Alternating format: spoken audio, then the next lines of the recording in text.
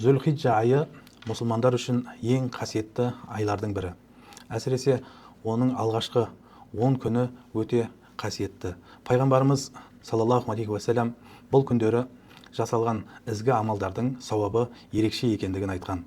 Сондықтан бұл күндерді бос өткізбей, құлшылықпен өткізу маңызды.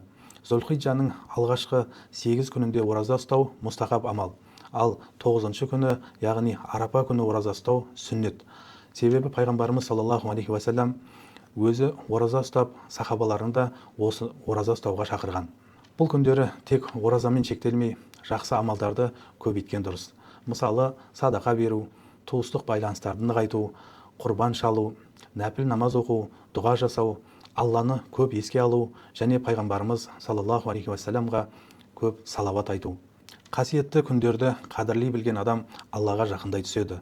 Сондықтан Зүлхиджа айының берекелі күндерін пайдалы өткізуге асығайық.